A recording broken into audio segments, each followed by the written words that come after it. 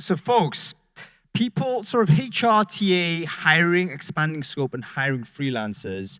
This is not like a new story.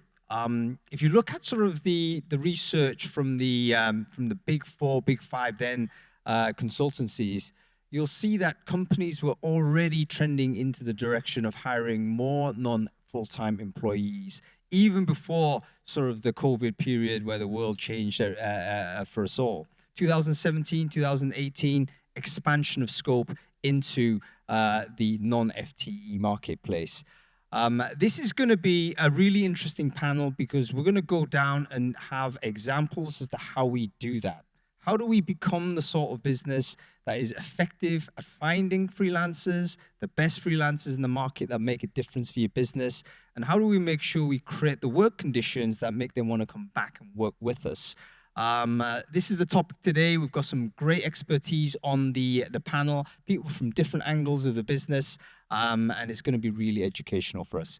So let's a round of applause firstly for our panelists. Let's bring them on stage. They're going to go and introduce themselves.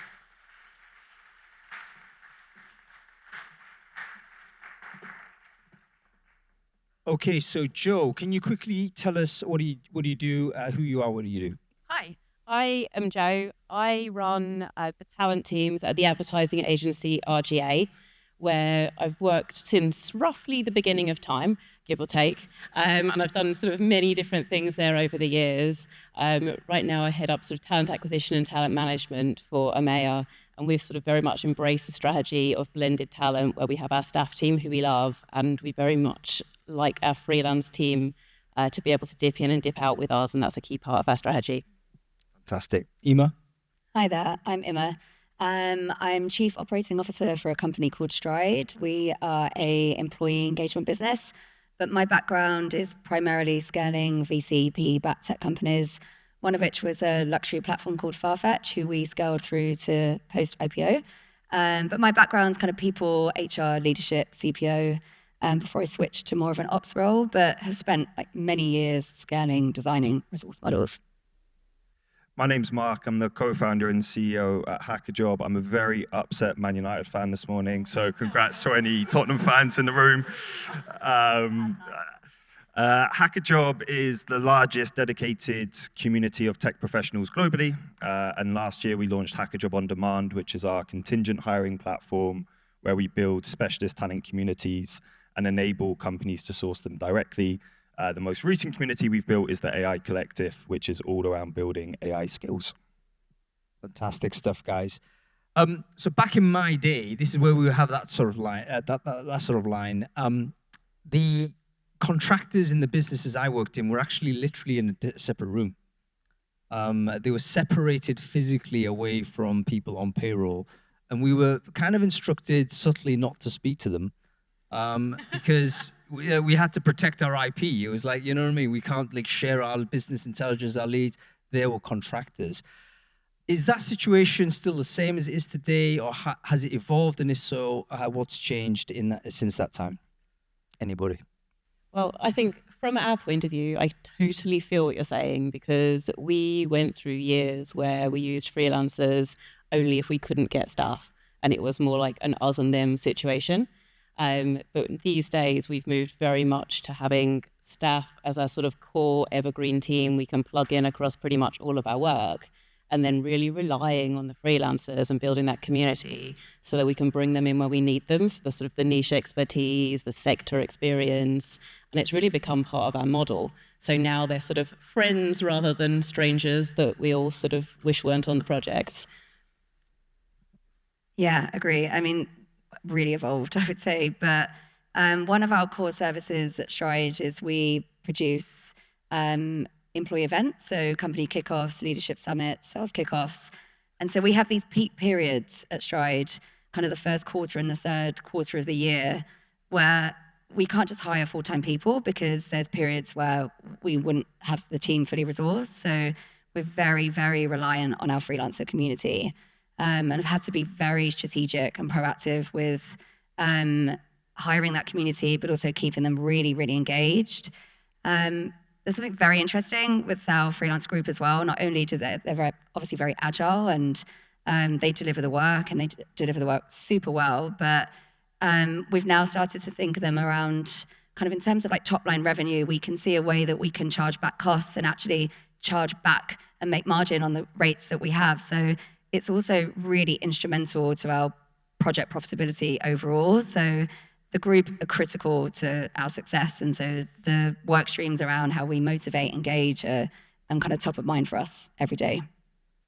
Yeah, maybe just two things to add. I think firstly, we've seen a big evolution in where freelance talent sits inside the organization. When I think part of that divide came from freelance talent sitting predominantly in procurement. I think inside TA over the last 5 years, we've had this boom and bust cycle. COVID happened, everyone got furloughed. And then in 2021, it was harder to hire a recruiter than it was a software engineer. And I think what that's led is some of the more strategic TA leaders to think about actually how can we merge some of those talent responsibilities together so that we can have that total talent visibility of freelance and perm under one roof. I think what's going to be interesting is what comes next. I think one of the panelists mentioned it earlier. If we start by breaking down the tasks that need to get done, actually, is it going to start with, how do we automate that task? And then work the way through to, okay, actually, we need to hire somebody full time. And last week, I saw Moderna have merged their chief people officer role with their chief digital and tech officer role, because actually they want to be able to see, should we bring somebody in on a perm basis, on a freelance basis, or should this be some type of agentic AI? So it's going to be very interesting to see that next evolution. It's worth maybe sitting on that idea just a little bit, because I think all of us are very conscious of technical innovation these days. Impossible to sort of open your computer without sort of being bombarded by a message that AI is going to change this or that or the other. What you're saying there, Mark, is like, are we saying that freelancing is like a temporary sort of option for a company, so that actually we don't want to commit to a full time because we think AI will eventually do the job? Let's put a fixed term contract in there. Is that where you think the direction of travel is?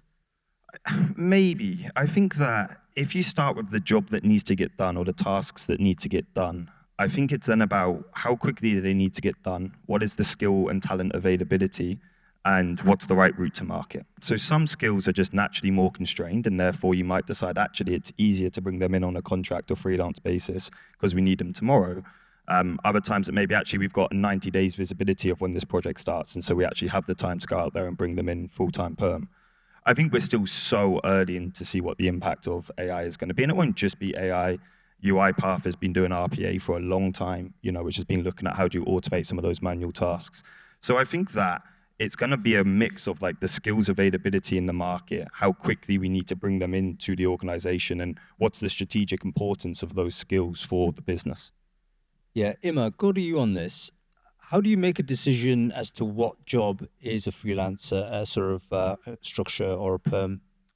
Yeah, we've spent a huge amount of time on this. Actually, what we've decided is that all of our roles that we consider are lead level and above, so we've just implemented a leveling structure. We're a relatively small business, but foundationally, we're pretty well organized. So we actually map all of our roles across our leveling structure, freelance or permanent.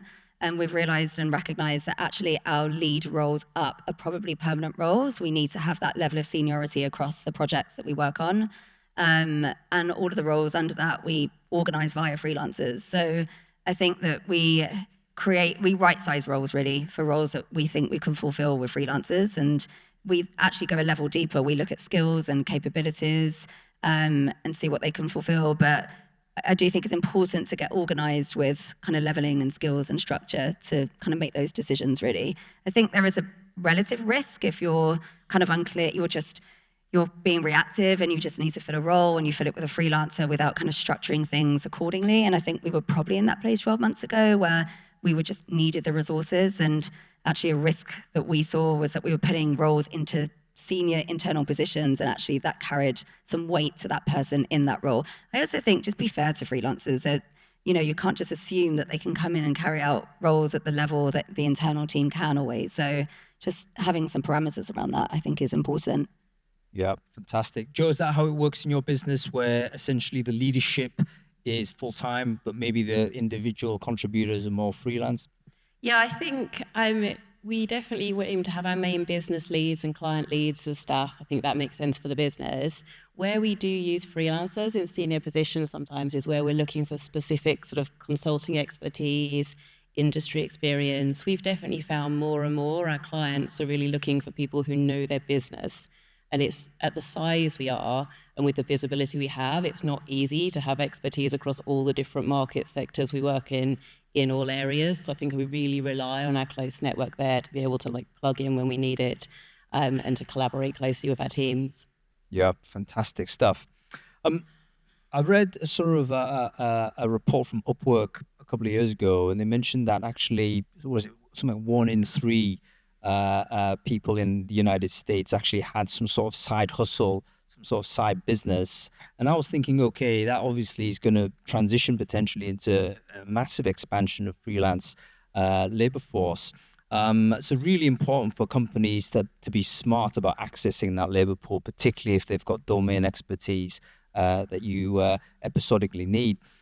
What would you say are the key ingredients of a company that is very good at attracting that sort of expertise? Is there anything sort of a key theme or characteristic you can identify? I'll throw it to anyone here. Yeah. Okay. I guess answer it in 2 ways. So attracting, I think, freelancers, again, we're quite community driven. So really push things out to our network. We're very open-minded with kind of background as well in terms of sector. So my network's primarily tech, but I have a more personal network with kind of music and fashion. And actually what we've realized is the creativity that comes from that kind of background is super interesting to our business. So I think community-driven hiring is key for us. Referrals, networks. I'm kind of always recruiting, really, I find, wherever I am. I can tend to find someone that could be great for a role. So I think be open-minded, but I actually think when you have great freelancers, how do you keep them engaged is like number 1. So something we're doing that's quite interesting is, coming from like a luxury background, we are building out a loyalty program for our freelancers. So it's interesting because I worked in a business where we built tiered loyalty programs for consumers, and we're taking some of those initiatives into how we build loyalty within our community of freelancers. So how do we really engage, reward, incentivize, and ensure that there's retention of the kind of great people that do great work for us? So yeah, I think hiring's community, but engaging is actually the one that kind of matters the most. So we just know that we're resourced for the next year via that kind of agile model. I think that's so important from our point of view as well, what you've said, just like we want to build relationships that last with our freelancers. We want them to come back.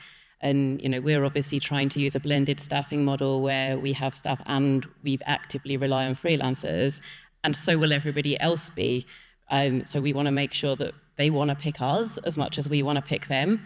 One of the things we've been doing there, we've been running sort of community events. We did one for our design community, not the people who are working for us now, but the people we're looking to build relationships with, the people we know. A lot of our staff were involved in that too, which was lovely.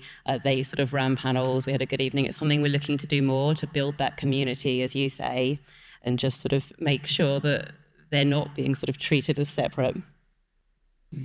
And maybe just one or two things to add. I think it's really important you know your audience. Like, we use this phrase freelance, like every freelancer is the same, but actually there are just as many different roles and profiles of individuals that work freelance as they do perm.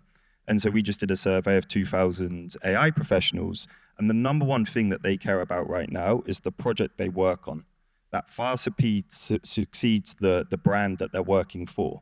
And then you dig into that data and it's like, oh, okay, well, why is that? And it's like, this is a moment in time where actually they can go and have the biggest impacts and they want to be able to go and work on those projects. That's going to be very, very different to maybe a graphic designer and what that person looks like. So I think when thinking about how to build that brand to attract freelancers, understand the types of freelancers that you're trying to attract and know those audiences. Yeah, and I think that's interesting to your point around 1 in 3 people have a side business, side hustle. Because what we're finding to that point, actually, some of the freelancers that we work with, they do have their own businesses, and there's kind of some synergy with the work that they do. So one of the freelancers is a life coach and a sound bath healer, and as a result, that freelancer delivers on the projects that we do, but also is now bringing that as a service into the clients that we work with. So it's really cool to kind of like people are very driven now by purpose and the work they do. So I think that's, a great way to also look at it. Community-based hiring is fantastic. I think everyone, would really endorse that approach of trying to connect with people before you actually have the need to recruit. However, there's a huge investment in time and effort in that, and it may not be worth the while of a business based on what your need is with regards to how many freelancers you bring into the business. So, do you have like a sort of a rule of thumb as to how large a component of freelancers or non-full-time workers in your working population that would justify a community-based hiring approach? I think there are now ways that you can tap into communities, whether you're leveraging one or two freelancers or if you've got hundreds of freelancers. And I think why communities are so important in freelance talent, one of the things we got completely wrong when we first launched HackerJob On Demand was that we thought speed would be the most important thing for freelancing hiring. But actually, we've seen that quality is the number one thing that people care about, more so than speed. And so we've taken a very different approach of actually building out these very, very specialist communities where they are heavily vetted because people really want to understand that quality. And that means if you've got one or two freelancers that you need to go and hire, great, you can dip into that community, bring them on board, and then disappear. Or we'll partner with some of the largest organizations in the world on how they're going to actually have hundreds of thousands of freelancers that's been hired. So I don't think the community-based approach means you have to build your own community. There is a number of communities out there now that you can go and tap into. Yeah, great. Joe, I want to go to you with this because it seems that on the creative side, there's always going to be a large component of people kind of switching oscillating between freelance and full-time, I assume. So you always wanted to keep that relationship going. What are the tools that you use to do that? Is it still like just a phone call or an email, or is there any kind of internal sort of tooling that you use there to help manage those people? Well, a bit of a mixture, really. I mean, certainly email, phone call, like staying in touch is always important. Internally, like we've begun to work with Worksome more as well on sort of being able to track skills, because it's not just about sort of a designer is not just a designer. And I think that is where we're really trying to get to with our business. It's like casting is key and putting the right people into the right places where they're going to be successful, like for them as well as for us. We want to set people up for success. So I think skills tracking, and we've begun to work with Worksome more on how we do that, and we track these with our freelancers. Yeah, and I think maybe for us, just to unpack that further as well, we use Asana internally as our project management tool. And so something quite simple and a quick win that we do is we ask everyone, freelancers, permanent team members, to just create a page on Asana where they tell us their likes, their style, their ways of working, their strengths. And that just helps us collectively get to know each other. So that's a kind of a quick win. We have a Ask Me Anything on Slack, where myself and the CEO, we're really proactive in responding to anything, any piece of feedback loops. We really care about that. But we're also doing a huge amount of work on information sharing across the business. I just think info share is the number one focus, really, to help people feel that they can just do their work and get on with their roles with ease. So we're doing a piece of work around self-managed teams and empowering that self-management, and information sharing is key. So we're trying to spend a lot of time on putting all the information on the tools and systems that we have so people could just find what they need with ease. Yeah, fantastic. We talked about community-based sourcing, one way of doing it. What are the other techniques to identify and find freelance talent? I mean, we use a very blended model. We have recruiters who sort of actively go out and find people. We work with partners when we need to. I mean, the skill sets we need can be sort of somewhat infinite. So we have the areas we go to a lot where we really try and build the communities and have our own networks from our recruiters. And then we have the things that maybe come up once in a while where it's definitely an opportunity for us to work with partners on that. Yeah, we're smaller scale in the current company I'm at, so it's very community driven, but LinkedIn's been a brilliant tool for us. And honestly, the power of a referral for us is just great. And when you're kind of on site on projects, you spot people and you work with people and you build relationships, and generally people will opt in kind of because we've worked together. So we're very driven by referral, I would say, but LinkedIn has been a brilliant platform for us as well. I think there are now more and more tools where you can build these concepts of virtual bench. Worksome has an awesome model to do that. And I think that's really powerful because it kind of taps into that alumni type hiring where actually it's like, this person's been with us before. We know their ways of working. We know, how to get the most out of them. And ideally, you want to start getting like peer-based reviews on that from other organizations. They can build their own profiles on those, They get their own little Uber rating score on how well they did in previous companies. And so I think that virtual bench model is something that's really, really interesting that companies are starting to adopt.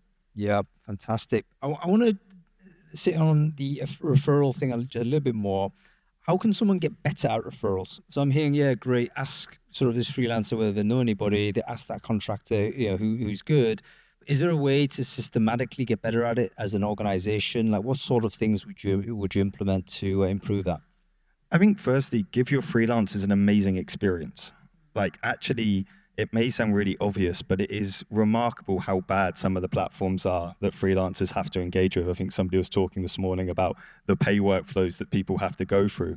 And actually, if your freelancers aren't having an awesome experience, if they are, being misled about the projects and how long they're going to go on for, it's highly unlikely they are then going to go in and refer you as an organization. And I think it starts at that place. Yeah, I agree. And I also think we do a lot of work of communicating our growth story to our freelancers. So we talk about our vision, our strategic focus, the exciting areas of the business, the opportunities, the challenges. And so we really connect them as much as we do our internal team. And so I think they generally feel pretty connected to our business, and therefore you want to recommend people to work for us. And we are now actually proactively asking if people can refer, and we're about to build in a finder's fee model as well, just to help with that, because we're getting a lot of referrals and there's something around that's great, but we'd love to incentivize you and thank you for that. So that's part of the loyalty program that we're rolling out. And we also pay a referral fee. It's not massive, but it is something. And I think that sort of people wanting to come back is so important to us and how we treat them.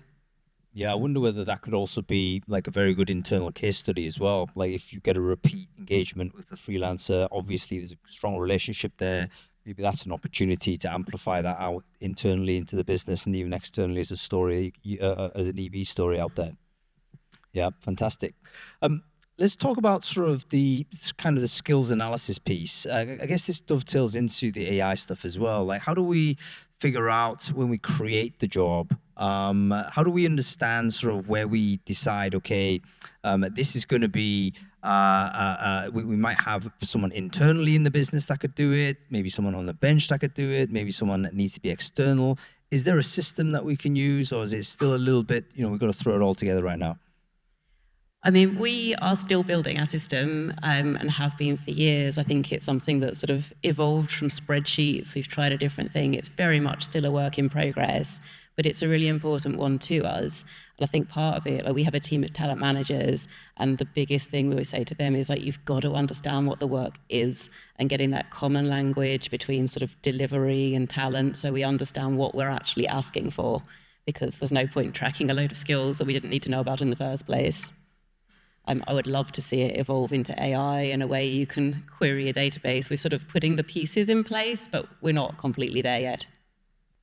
Yeah, and I think get operationally organized, I would say, because I've worked for larger companies where it's almost too late sometimes to work back and put the foundations in. And now I'm in a smaller company where it's great, you can put your foundations in. So I think if you have a leveling framework, you have a skills and capability framework, start mapping against the tools that you have internally.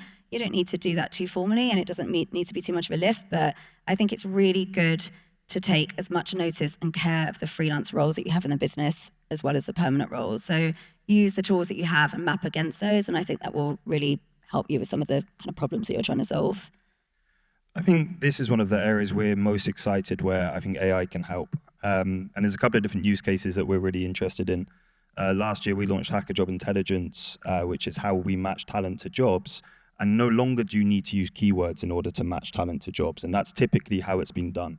Actually, AI can understand the relationship between skills. It can actually just read people's profiles like a human can and reason, is this person a good fit or not? And you can take that one step further with the AI Collective, which is for companies that just want to build AI projects. Actually, a lot of companies don't know the skills they need in order to go and build these projects.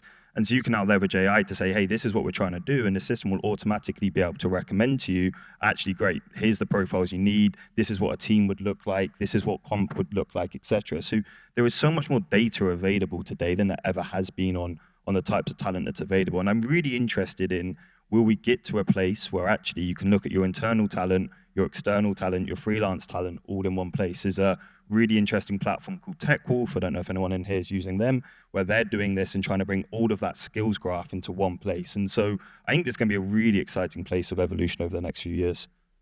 Yeah, fantastic stuff. I want to talk a little bit about how people might oscillate between sort of freelance and perm and different type of structures, because I think that's something that all of us probably in the room are thinking about a little bit. I forget who it was that sort of in an earlier session mentioned, who has been a freelancer. I think Christine mentioned it.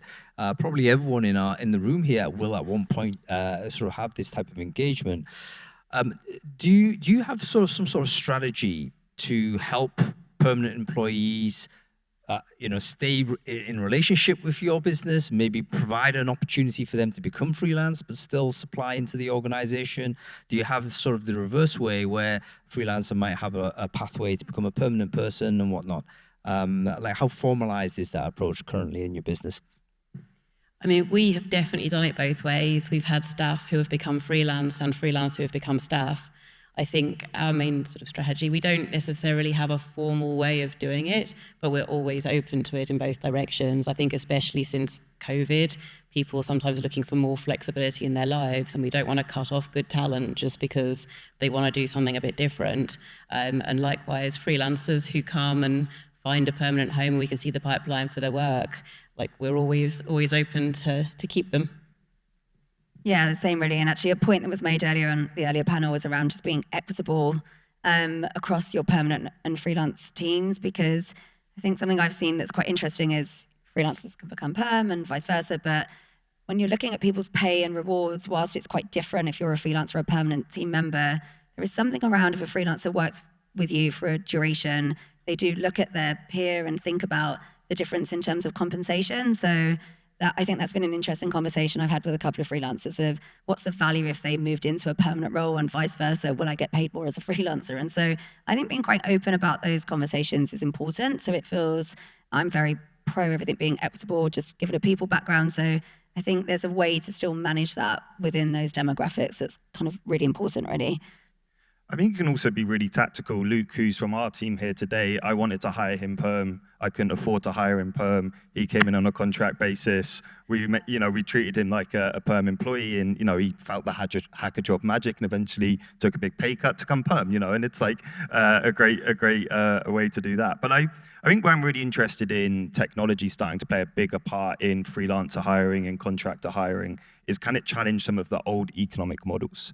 So much of freelance and contractor hiring is done via agencies, and agencies often have big temp to perm conversion fees. And so actually you may really want to bring somebody in, but you're like, God, that's going to come with an extra 25 grand fee. I think when you've got more interesting tech plays that maybe challenge some of those traditional economic models, actually can you break down some of the economic disincentives to bring people from a contract to perm basis? Yeah, really, really interesting. Okay, conscious of time here, folks. We've only got 2 minutes left, so let's do a quick round robin. It's 2 questions I want to ask, and then we'll go to the recommendations. Firstly, we're going to create a fantastic onboarding experience for this new freelancer we're going to bring in. What elements need to be in place for that to happen day one? Go on, I'll kick us off. Implement Worksome. I say that slightly in jest, but I do genuinely mean this. I think that it's interesting how much time we've spent in investing in company technology. So you all have your VMSs that you use to go and hire freelancers and contractors. But very few companies have spent that same level of investment on actually the technology that freelancers actually engage with and interact with inside your organizations. And so they should be able to engage with technology where they get notified about a new project via an app on their phone, not via a recruiter calling them. And they should absolutely have somewhere where they can see their pay, how much they're getting paid, when they're getting paid, etc. And I think Worksome's an amazing platform to do that. I'll be quite vulnerable with my answer because onboarding is probably the area that we need to improve the most. But I would say information sharing, just use all of the tools and platforms that you have to get really organized in terms of what a freelancer needs to know. I think we expect freelancers to join and just be able to do the work ASAP. And sometimes we don't take time and care to consider what they actually need to onboard. So I think information sharing with the spirit that they can be quite self-managed and ramp up super quickly is key for us. And for us, go pre-day one, like we're trying to get freelancers in a few days early so they have a chance to sort of meet the team, to gel, to get up to speed. And we're not throwing them straight into a new project and expecting the team just to be on rails on day one. Yeah, fantastic. Okay, let's do the opposite side. Offboarding, great engagement. We want to keep the relationship. What does the best offboarding day look like? Okay, a retro, really important. We retro everything. Retro the project they've just been on, retro their experience of us. And we're really, really rigorous with that, actually. And we just take all of the learnings. And I find that freelancers are very open and honest with their feedback, which is brilliant. So it's key that they feel heard and there's feedback loops. And also we offboard with the spirit of we'd like to renew in some way. So we talk about what next and we try and map out what that could look like. Yeah, fantastic. I'd just be super quick. I think have a structured way where you can store all of the insight about that individual, how they performed, who they worked with, etc., so that you've got a very data-driven way you can re-engage that person. That concept of the virtual bench or alumni, like have some tool that enables you to do that. Yeah, great. Yeah, saying thank you, tracking feedback, and making sure we don't ignore them after the event if they have any follow-up queries or anything like that. Yeah, fantastic stuff.